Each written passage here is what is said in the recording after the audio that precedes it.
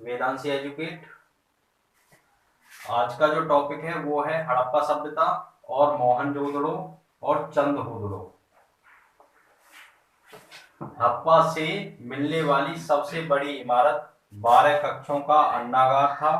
इस सभ्यता की प्रमुख फसलें गेहूं एवं जौ थी। देखिए, हड़प्पा से जो सबसे बड़ी इमारत मिली थी वह थी 12 कक्षों का अन्नागार, और इसकी जो प्रमुख फसलें थी गेहूं और जौ थी। इस सभ्यता में एक कब्रिस्तान भी मिला। अब कब्रिस्तान में R37 या फिर समाधि 37 शवों को दफनाने की प्रथा हड़प्पा में ही थी। जब शवों को दफनाया जाता था वो प्रथा कहां से थी? हड़प्पा सभ्यता से। उर्वरता की देवी की मूर्ति मिली और शंख का बना हुआ बैल भी मिला और बटन के आकार की मोहरें मिली। अब बात करते हैं मोहनजोदड़ो की। मोहनजोदड़ो से मिलने वाली सबसे बड़ी इमारत एक विशाल अन्नागार था, लेकिन सबसे प्रसिद्ध इमारत स्नानागार था। यहां से नृत्य करती हुई बालिका की मूर्ति कांसे की बनी हुई मिली है। नटराज की मूर्ति भगवान शिव की, पशुपति की मूर्ति भगवान शिव की, भारत की सबसे पुरानी नृत्य कला शिव तांडव नृत्य, एक स्वास्तिक चिन्ह भी मिला है और प्रत्येक मकान में एक कुएं का साक्ष्य, महाविद्यालय भवन का साक्ष्य और एक श्रृंगार बॉक्स भी मिला है। ये सब किसमें मिला है? मोहनजोदड़ो में। एक बार मैं रिपीट कर रहा हूं। नृत्य करती हुई बालिका की मूर्ति कांसे की बनी हुई मिली है।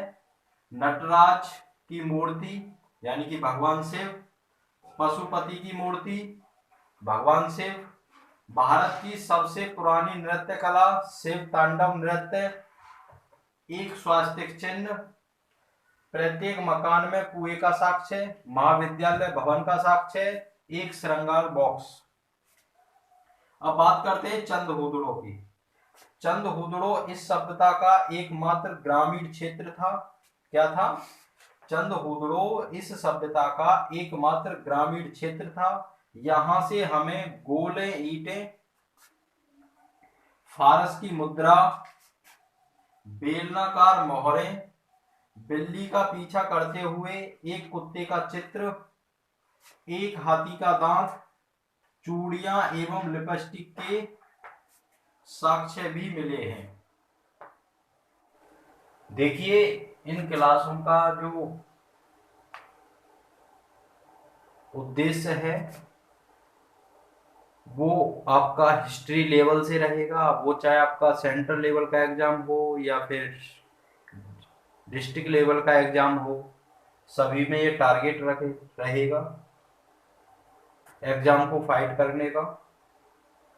और 4th क्लास से लेकर के छोटी क्लासों के भी बच्चे, यानी कि 4th क्लास के जो बच्चे होते हैं उसके बाद में उनसे प्लस क्लास होती है इंटर तक, ग्रेजुएशन वाले, टीजीटी में जिनके पास में हिस्ट्री सब्जेक्ट है, पीजीटी में, सभी में ये लाभदायक होगी। CTET, UPTET, UPSC, CGL, SSC, सभी के लिए ये लाभदायक क्लासें रहेंगी। तो देखिए, चलते हैं प्राचीन भारत का इतिहास। आज हम बात करेंगे लोथल सभ्यता की। लोथल इस सभ्यता का बंदरगाह था और इस सभ्यता की वाणिज्य राजधानी भी था। लोथल क्या था? इस सभ्यता का बंदरगाह था और इस सभ्यता की वाणिज्य राजधानी भी था। ठीक, यहां तक क्लियर। आगे, यहां से फारस की मुद्रा, घोड़े की अस्थियां, एक मम्मी का साक्ष्य, चावल के दानों का साक्ष्य भी मिला है। यानी कि लोथल से पारस की मुद्रा मिली है, घोड़े की अस्थियां मिली हैं, मम्मी का साक्ष्य मिला है, चावल के दानों के साक्ष्य मिले हैं। सिंधु घाटी की सभ्यता की दो प्रशासनिक राजधानियां भी हैं जिन्हें जुड़वा राजधानियां कहा जाता था, हड़प्पा व मोहनजोदड़ो। क्वेश्चन किस तरह से आता है, यहां से क्वेश्चन इस तरह से आएगा, सिंधु घाटी की सभ्यता की दो प्रशासनिक राजधानियां भी हैं जिन्हें जुड़वा राजधानी कहा जाता है, तो विकल्प में दिया होगा आपका हड़प्पा व मोहनजोदड़ो। इसके बाद इस सभ्यता की लिपि में 64 मूल चिन्ह थे। यहां पर समझेंगे ध्यान से, इस सभ्यता की लिपि में 64 मूल चिन्ह थे जिसे भाव चित्रात्मक लिपि कहा जाता है। लगभग 1750 ईस्वी पूर्व में इस सभ्यता का अंत बाढ़ आ जाने के कारण हुआ। लोथल जो सभ्यता थी इसका जो अंत हुआ था वो बाढ़ के आ जाने के कारण हुआ था। इसके बाद वैदिक सभ्यता, वैदिक सिविलाइजेशन 1500 बीसी से 600 बीसी। अब 1500 बीसी से लेकर के 1000 बीसी के का जो पीरियड था वो था ऋग वैदिक पीरियड। 1000 बीसी से 600 बीसी का जो पीरियड था वह था पोस्ट वैदिक पीरियड। यहां तक क्लियर? ठीक। इसके बाद 1500 बीसी में आर्यन का आगमन हुआ। ये मध्य एशिया से आए थे। 1500 बीसी ईस्वी में आर्यन का आगमन हुआ। ये मध्य एशिया से आए थे। बाल गंगाधर तिलक के अनुसार यह उत्तरी ध्रुव से आए थे। बाल गंगाधर के तिलक के अनुसार कहां से आए थे? उत्तरी ध्रुव से आए थे।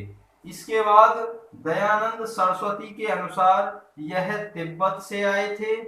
तिब्बत किसे कहा जाता है, किस देश को कहा जाता है तिब्बत? चीन को। यहां पे मैं लिख रहा हूं, तो देखिए यहां पर दयानंद सरस्वती के अनुसार यह तिब्बत से आए थे। बाल गंगा तिलक के अनुसार यह उत्तरी ध्रुव से आए थे। इसके बाद ये आए किसी ईस्वी में थे, क्वेश्चन पूछ लिया जाएगा। आर्यों का आगमन हुआ तो वहां पे ईस्वी दे दी जाएंगी आपको 4, जिसमें से 1500 बीसी ईस्वी आपको सही करना है। इसके बाद नेक्स्ट, संपूर्ण उत्तर और उत्तरी पश्चिमी में आर्यों ने एक ग्रामीण सभ्यता शुरू की जिसे वैदिक सभ्यता कहा जाता है। इस सभ्यता के लोगों का प्रमुख कार्य कृषि और पशुपालन था और इस सभ्यता के परिवार पितृ संख्यात्मक हुआ करते थे। एक बार दोबारा से देखेंगे, संपूर्ण उत्तर और उत्तरी पश्चिमी में आर्यों ने एक ग्रामीण सभ्यता शुरू की जिसे वैदिक सभ्यता कहा जाता था। किसने शुरू की? आर्यों ने, जो 1500 बीसी में आए थे। इस सभ्यता के लोगों का प्रमुख जो कार्य था वो कृषि और पशुपालन था और इस सभ्यता के परिवार पितृ संख्यात्मक हुआ करते थे। नेक्स्ट, ऋग्वेद। देखिए पहला वेद स्टार्ट हो रहा है। चारों वेदों के बारे में आपको यहाँ पे पढ़ाया जाएगा। जो आज का जो टॉपिक है उसमें है ऋग्वेद। आगे अगली क्लासों में और अन्य वेद भी आ जाएंगे। यहाँ पे देखिए, यह वेद सभी वेदों से प्राचीन वेद है। इसमें 10 मंडल हैं। सभी मंडलों का संकलन वेद व्यास के द्वारा किया जाता है।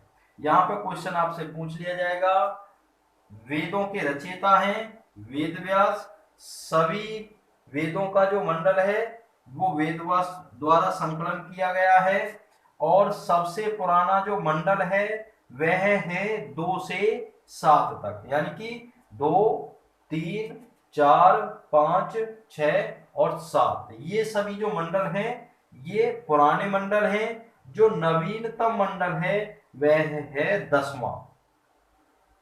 ऋग्वेद का तीसरा मंडल की रचना विश्वामित्र ने भी इसी मंडल में गायत्री मंत्र की रचना की थी। ऋग्वेद के तीसरा जो मंडल है उसमें विश्वामित्र ने गायत्री मंत्र की भी रचना की थी। इसके बाद 10वां मंडल महासुंपतीय वर्ण व्यवस्था का वर्णन। इसमें जो वर्ण व्यवस्था की गई है वो है ब्राह्मण, क्षत्रिय, शूद्र और वैश्य। इसके बाद ऋग्वेद में वैदिक काल की सबसे पवित्र नदी सरस्वती को बताया है। ऋग्वेद में सबसे जो पवित्र नदी है वह है सरस्वती और सबसे महत्वपूर्ण नदी सिंधु थी। यहां से आपसे क्वेश्चन पूछा जाएगा, 100% पूछा जाएगा। कैसे कि ऋग्वेद में की सबसे पवित्र नदी है सरस्वती। अगर आपसे पूछ लिया जाए ऋग्वेद में सबसे महत्वपूर्ण नदी है तो वहां पर सिंधु आपको टिक करना है। इसके बाद गंगा को गौरा कहा गया है और इसका एक बार प्रयोग किया गया है ऋग्वेद में। यमुना कालिंदी नाम से भी जानी जाती है, इसका प्रयोग 3 बार किया गया है। कहां पर? ऋग्वेद में। रुद्र शब्द का उपयोग भी ऋग्वेद में है। कितनी बार है? 3 बार। शिव का अवतार। इसके बाद नेक्स्ट सबसे ज्यादा बार पिता, देखिए ऋग्वेद में सबसे ज्यादा बार जो है वो पिता शब्द का उपयोग किया गया है। कितनी बार किया गया है? 335 बार। जन शब्द का प्रयोग 272 बार। इंद्र शब्द का प्रयोग 250 बार। माता शब्द का प्रयोग 234 बार। वह व्यक्ति जो ऋग्वेद में मंत्रों का उच्चारण करता है उसे होत्र कहते हैं। देखिए जो ऋग्वेद में यानी कि जो ऋग्वेद के अंदर या ऋग्वेद में मंत्रों का जो उच्चारण करते हैं उन्हें कहा जाता है? उन्हें होत्र कहा जाता है। यहां तक क्लियर? हाँ, ये क्लास YouTube पर भी डाल दी जाएगी। वैसे लाइव ये जो बैच में ही चलेगी, रिकॉर्ड की जा रही है, YouTube पर अपलोड कर दी जाएगी। कमेंट बॉक्स में बताइए यहां तक क्लियर सभी बच्चों का? किसी को कोई डाउट? देखिए जो सबसे अधिक बार जो प्रयोग किया गया है वह प्रयोग किया गया है पिता शब्द का 335 बार, जन शब्द का 275 बार, इंद्र शब्द का 250 बार, माता शब्द का 234 बार और जो ऋग्वेद में मंत्रों का उच्चारण करते हैं उन्हें होत्र कहा जाता है। और कुछ रिपीट कराना है?